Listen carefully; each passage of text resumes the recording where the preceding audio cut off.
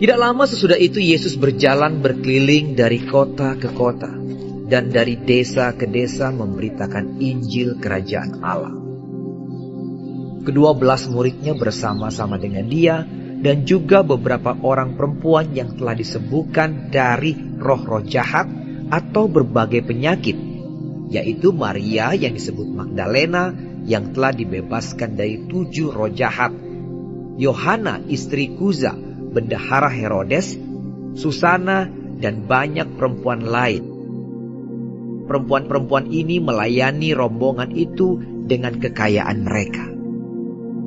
Ketika orang banyak berbondong-bondong datang, yaitu orang-orang yang dari kota ke kota menggabungkan diri pada Yesus, berkatalah ia dalam suatu perumpamaan. Adalah seorang penabur keluar untuk menaburkan benihnya. Pada waktu ia menabur, sebagian benih itu jatuh di pinggir jalan, lalu diinjak orang dan burung-burung di udara memakannya sampai habis. Sebagian jatuh di tanah yang berbatu-batu, dan setelah tumbuh, ia menjadi kering karena tidak mendapat air.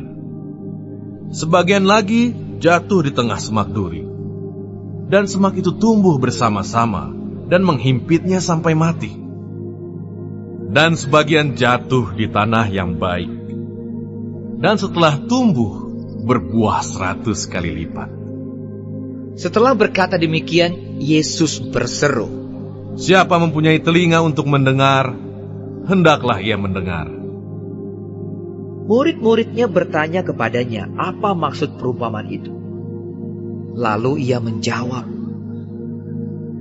"Kepadamu diberi karunia untuk mengetahui rahasia kerajaan Allah. Tetapi kepada orang-orang lain, hal itu diberitakan dalam perumpamaan, supaya sekalipun memandang, mereka tidak melihat, dan sekalipun mendengar, mereka tidak mengerti." Inilah arti perumpamaan itu.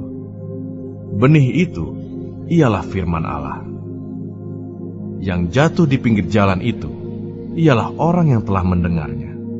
Kemudian datanglah iblis, lalu mengambil firman itu dari dalam hati mereka, supaya mereka jangan percaya dan diselamatkan. Yang jatuh di tanah yang berbatu-batu itu ialah orang yang setelah mendengar firman itu, menerimanya dengan gembira, tetapi mereka itu tidak berakar. Mereka percaya sebentar saja, dan dalam masa pencobaan, mereka murtad. Yang jatuh dalam semak duri ialah orang yang telah mendengar firman itu, dan dalam pertumbuhan selanjutnya, mereka terhimpit oleh kekhawatiran dan kekayaan dan kenikmatan hidup, sehingga mereka tidak menghasilkan buah yang matang. Yang jatuh di tanah yang baik itu ialah orang yang setelah mendengar firman itu, menyimpannya dalam hati yang baik dan mengeluarkan buah dalam ketekunan. Tidak ada orang yang menyalakan pelita, lalu menutupinya dengan tempayan, atau menempatkannya di bawah tempat tidur. Tetapi ia menempatkannya di atas kaki dian, supaya semua orang yang masuk ke dalam rumah dapat melihat cahayanya. Sebab tidak ada sesuatu yang tersembunyi yang tidak akan dinyatakan, dan tidak ada sesuatu yang rahasia yang tidak akan diketahui dan diumumkan. Karena itu, perhatikanlah cara kamu mendengar. Karena siapa yang mempunyai, kepadanya akan diberi. Tetapi siapa yang tidak mempunyai, daripadanya akan diambil juga apa yang ia anggap ada padanya. Ibu dan saudara-saudara Yesus datang kepadanya, tetapi mereka tidak dapat mencapai dia karena orang banyak. Orang memberitahukan kepadanya, "Ibumu dan saudara-saudaramu ada di luar dan ingin bertemu dengan engkau." Tetapi ia menjawab mereka, "Ibuku dan saudara-saudaraku ialah mereka yang mendengarkan firman Allah dan melakukannya." Pada suatu hari Yesus naik ke dalam perahu bersama-sama dengan murid-muridnya, dan ia berkata kepada mereka, "Marilah kita bertolak ke seberang danau." Lalu bertolaklah mereka. Dan ketika mereka sedang berlayar, Yesus tertidur. Sekonyong-konyong turunlah taufan ke danau, sehingga perahu itu kemasukan air dan mereka berada dalam bahaya.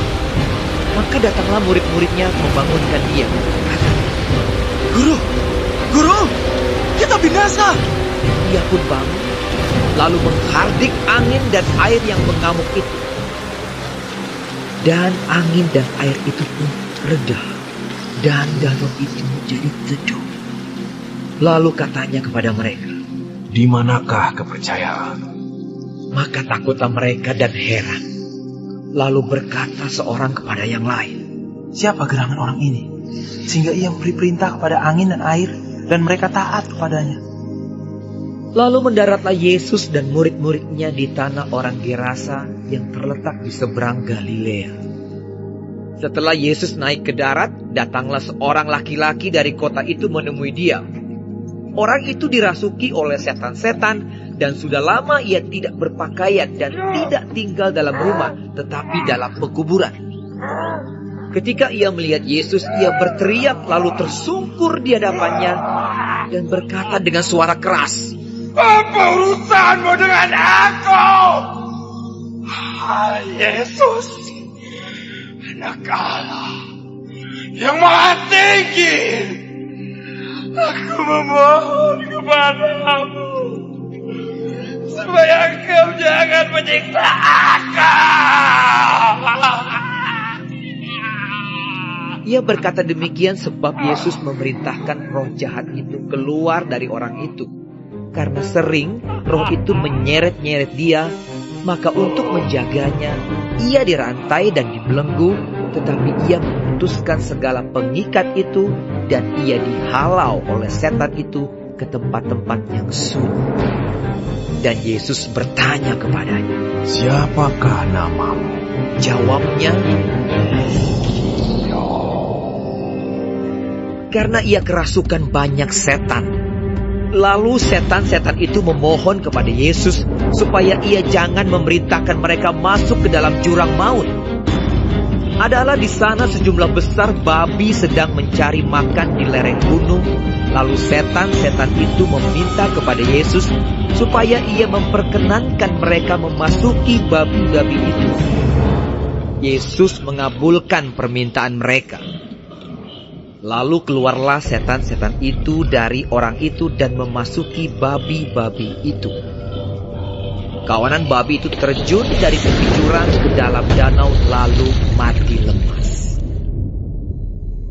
Setelah penjaga-penjaga babi itu melihat apa yang telah terjadi, mereka lari lalu menceritakan hal itu di kota dan di kampung-kampung sekitarnya. Dan keluarlah orang-orang untuk melihat apa yang telah terjadi. Mereka datang kepada Yesus dan mereka menjumpai orang yang telah ditinggalkan setan-setan itu duduk di kaki Yesus. Ia telah berpakaian dan sudah waras. Maka takutlah mereka. Orang-orang yang telah melihat sendiri hal itu memberitahukan kepada mereka bagaimana orang yang dirasuk setan itu telah diselamatkan. Lalu seluruh penduduk daerah Gerasa meminta kepada Yesus supaya ia meninggalkan mereka, sebab mereka sangat ketakutan. Maka naiklah ia ke dalam perahu lalu berlayar kembali.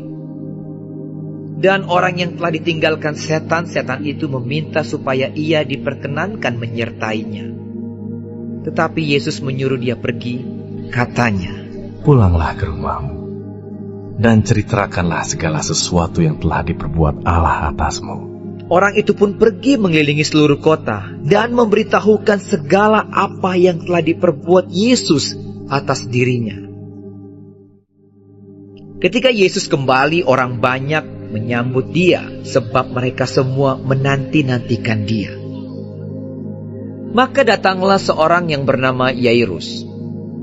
Ia adalah kepala rumah ibadat. Sambil tersungkur di depan kaki Yesus, ia memohon kepadanya supaya Yesus datang ke rumahnya. Karena anaknya perempuan yang satu-satunya, yang berumur kira-kira 12 tahun, hampir mati. Dalam perjalanan ke situ, Yesus didesak-desak orang banyak. Adalah seorang perempuan yang sudah 12 tahun menderita pendarahan dan yang tidak berhasil disembuhkan oleh siapapun. Ia maju mendekati Yesus dari belakang dan menjamah jumbai jubahnya, dan seketika itu juga berhentilah pendarahannya. Lalu kata Yesus, Siapa yang menjamah aku? dan karena tidak ada yang mengakuinya, berkatalah Petrus. Guru, orang banyak mengerumuni dan mendesak engkau.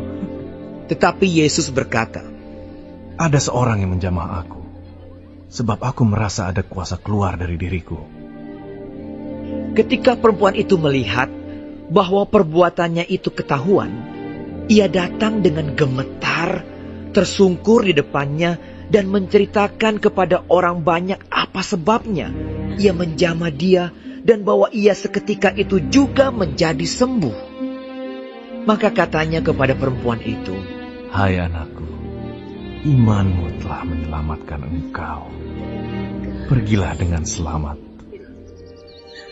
ketika Yesus masih berbicara, datanglah seorang dari keluarga kepala rumah ibadat itu dan berkata, Anakmu sudah mati. Jangan lagi engkau menyusah-nyusahkan guru. Tetapi Yesus mendengarnya dan berkata kepada Yairus, Jangan takut, percaya saja, dan anakmu akan selamat. Setibanya di rumah Yairus, Yesus tidak memperbolehkan seorang pun ikut masuk dengan dia, kecuali Petrus, Yohanes, dan Yakobus, dan ayah anak itu serta ibunya. Semua orang menangis dan meratapi anak itu. Akan tetapi Yesus berkata, Jangan menangis. Ia tidak mati, tetapi tidur. Mereka menertawakan dia karena mereka tahu bahwa anak itu telah mati. Lalu Yesus memegang tangan anak itu dan berseru, katanya, Hai anak, bangunlah. Maka kembalilah roh anak itu, dan seketika itu juga ia bangkit berdiri. Lalu Yesus menyuruh mereka memberi anak itu makan, dan takjublah orang tua anak itu. Tetapi Yesus melarang mereka memberitahukan kepada siapapun juga apa yang terjadi itu.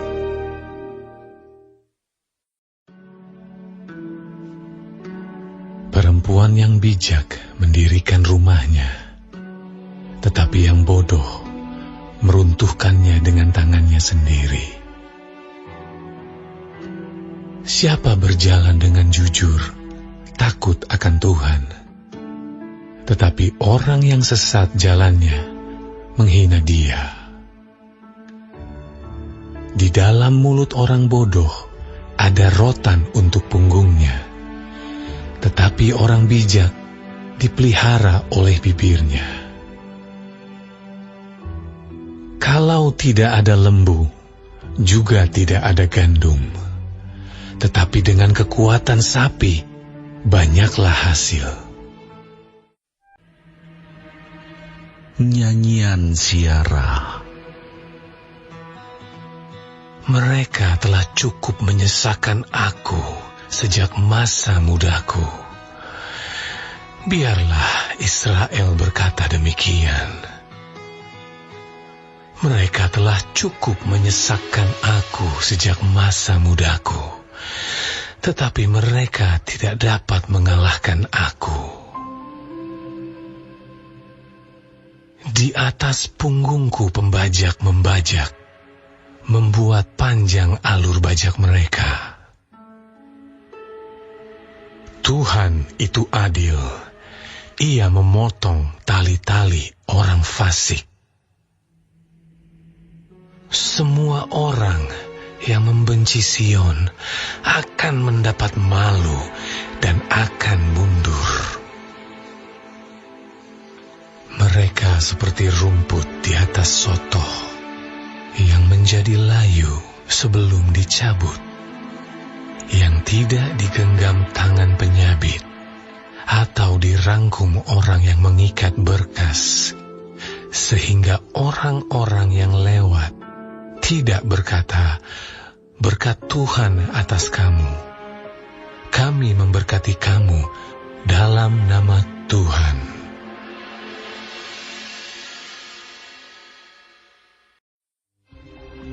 Bagian yang diundikan kepada suku Bani Yehuda, menurut kaum-kaum mereka, adalah sampai ke batas tanah Edom, sampai ke padang gurun Zin ke selatan, di ujung selatan. Batas selatan bagi mereka, mulai dari ujung Laut Asin, dari teluk yang menghadap ke selatan.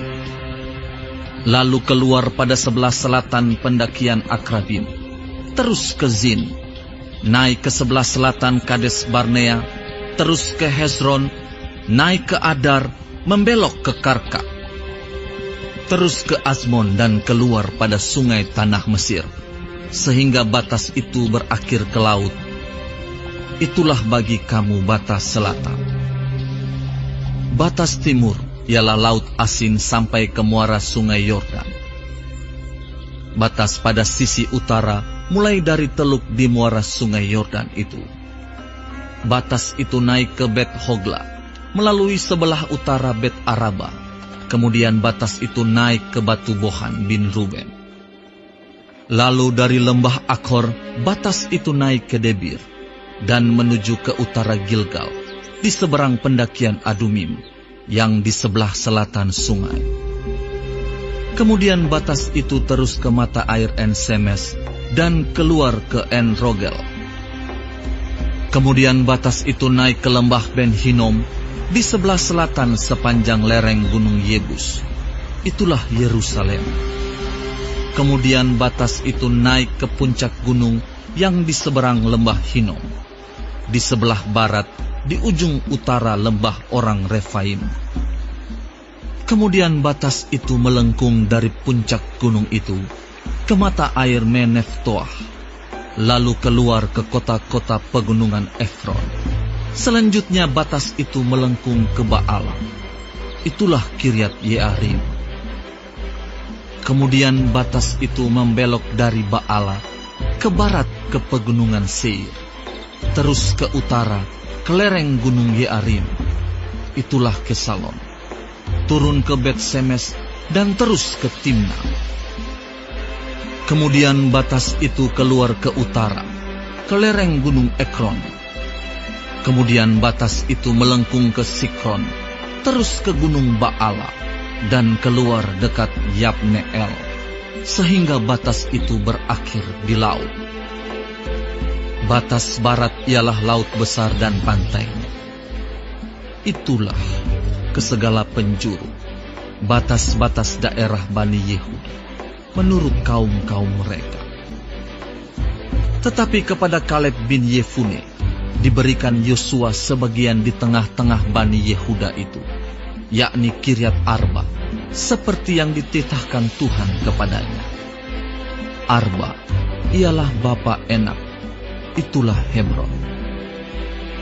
Dan Kaleb menghalau dari sana ketiga orang Enak, yakni Sesai, Ahiman, dan Talmai, anak-anak Enak.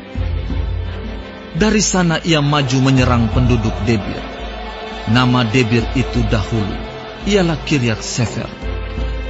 Lalu berkatalah Kaleb, siapa yang menggubur Kiryat Sefer dan merebutnya, kepadanya akan kuberikan Aksa anakku menjadi istrinya. Dan Otniel, anak Kenaz saudara Kaleb, merebut kota itu. Lalu Kaleb memberikan kepadanya Aksa, anaknya, menjadi istrinya. Ketika perempuan itu tiba, dibujuknya suaminya untuk meminta ladang kepada ayahnya. Maka turunlah perempuan itu dari keledainya.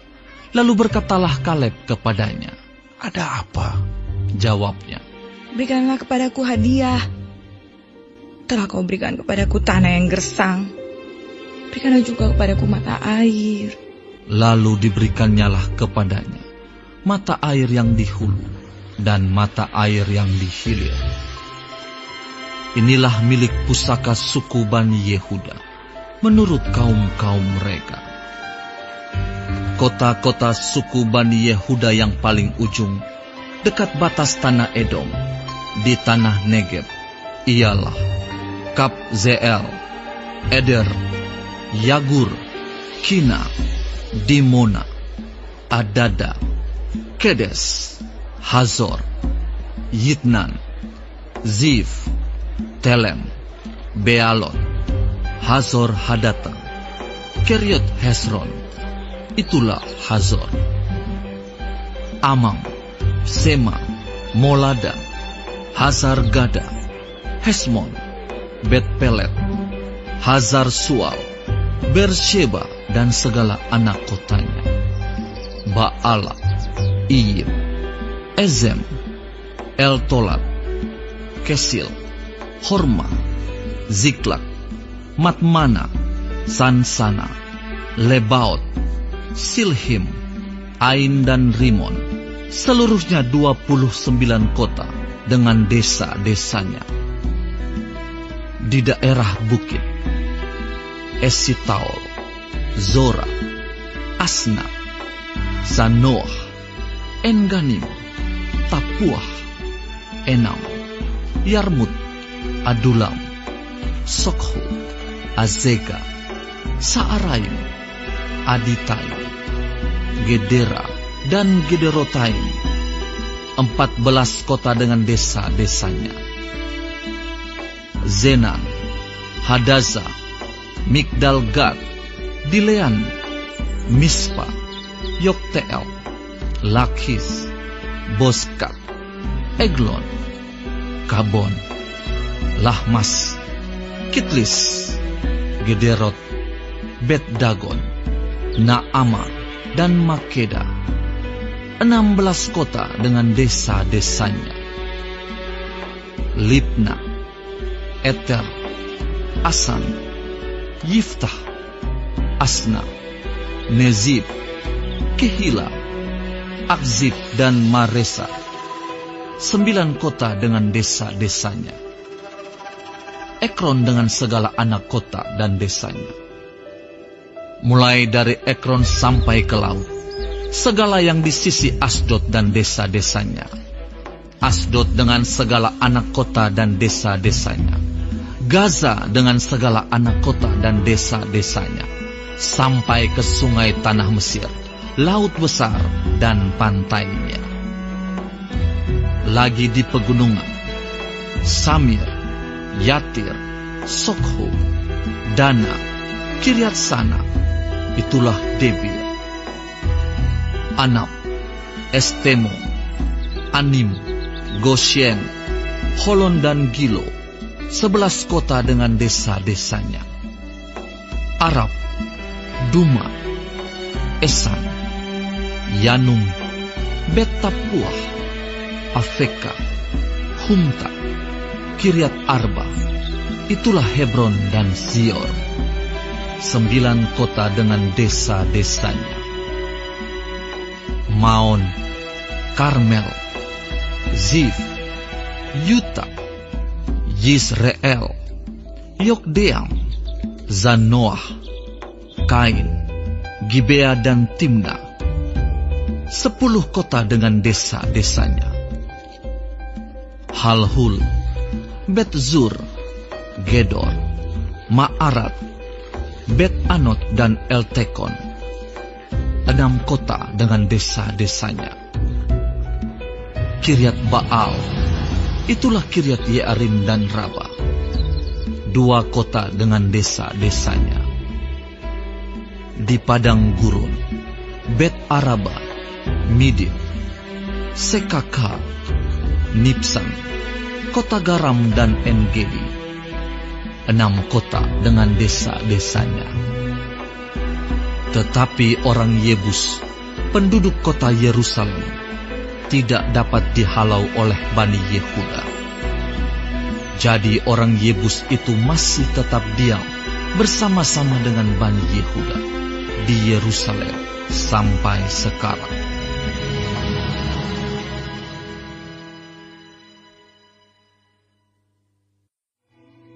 Kemudian keluarlah undian bagi Bani Yusuf. Batas mereka mulai dari sungai Yordan dekat Yeriko, di sebelah timur mata-mata air Yeriko, melalui padang gurun yang naik dari Yeriko ke pegunungan, ke Betel, keluar dari Betel menuju ke Luz, terus ke daerah orang Arki, ke Atarot, turun ke barat ke daerah orang Yaflet, sampai daerah Bet Horon hilir, dan selanjutnya sampai geser dan berakhir di laut. Demikianlah Bani Yusuf, yakni suku Manasye dan suku Efraim, menerima milik pusaka. Daerah Bani Efraim menurut kaum-kaum mereka ialah demikian. Batas milik pusaka mereka ke timur ialah Atarot Adar sampai Bet Horon Hulu. Ke barat, batas itu keluar di sebelah utara Mikmetat. Kemudian batas itu membelok ke timur, ke Ta'anat Silo, dan dari sana terus sampai ke sebelah timur Yanoah. Turun dari Yanoah ke Atarot dan Naharat, menyinggung daerah Yeriko dan keluar ke sungai Yordan. Dari Tapuah, batas itu terus ke barat ke sungai Kana dan berakhir ke laut. Itulah milik pusaka suku Bani Efraim menurut kaum-kaum mereka. Selanjutnya, bagi Bani Efraim ditentukan kota-kota terpisah di tengah-tengah milik pusaka Bani Manasye. Segala kota itu dengan desa-desanya. Tetapi orang Kanaan yang diam di Gezer tidaklah dihalau mereka. Jadi orang Kanaan itu masih tetap tinggal di tengah-tengah suku Efraim sampai sekarang, tetapi menjadi budak Rodi.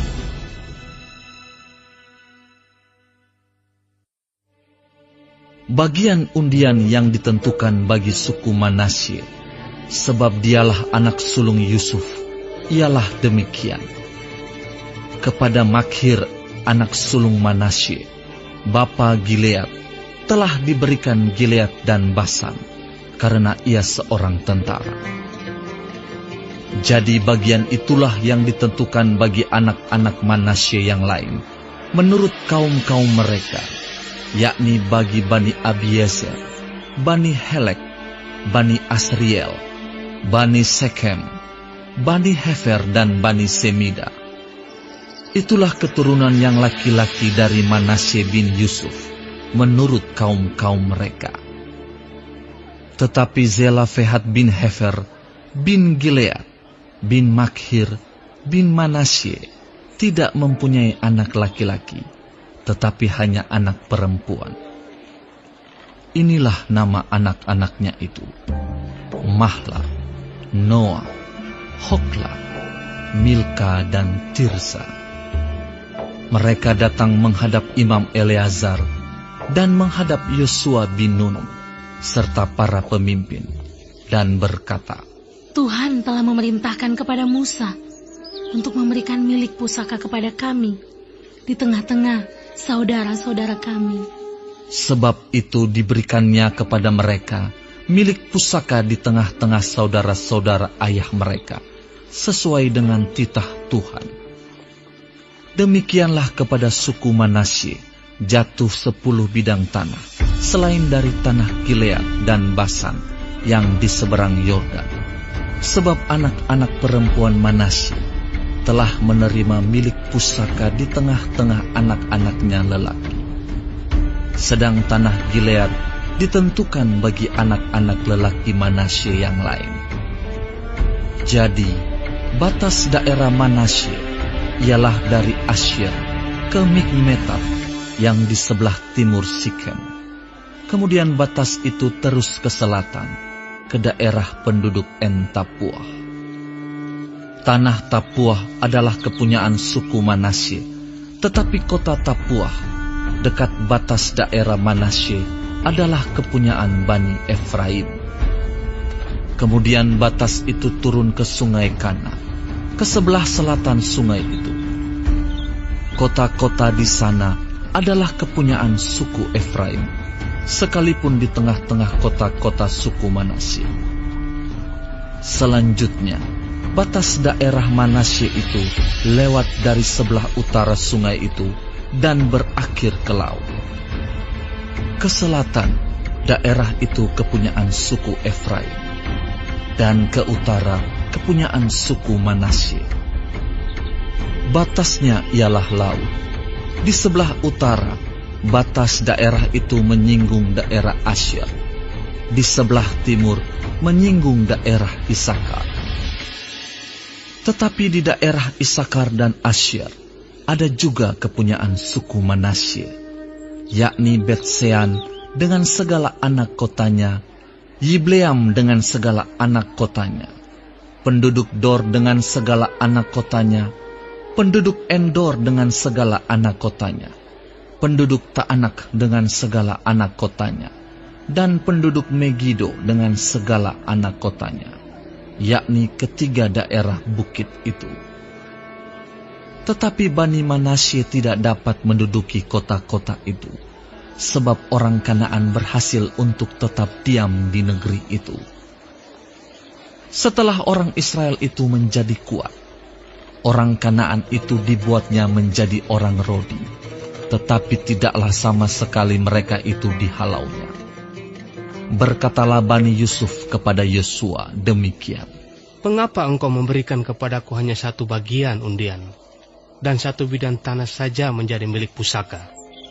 Padahal aku ini bangsa yang banyak jumlahnya, karena Tuhan sampai sekarang memberkati aku."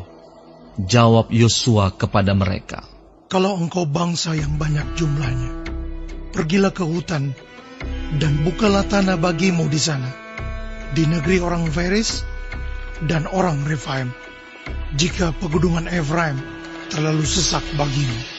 Kemudian berkatalah Bani Yusuf, "Pegunungan itu tidak cukup bagi kami, dan semua orang Kanaan yang diam di dataran itu mempunyai kerta besi, baik yang diam di Bet-Sean dengan segala anak kotanya, maupun yang diam di lembah Yisrael." Lalu berkatalah Yosua kepada keturunan Yusuf, kepada suku Efraim dan suku Manasye, "Engkau ini bangsa yang banyak jumlahnya dan mempunyai kekuatan yang besar. Tidak hanya satu bagian undian ditentukan bagimu, tetapi pegunungan itu akan ditentukan bagimu juga. Dan karena tanah itu hutan, haruslah kamu membukanya. Kamu akan memilikinya sampai kepada ujung-ujungnya, sebab kamu akan menghalau orang Kanaan itu, sekalipun mereka mempunyai kereta besi, dan sekalipun mereka kuat."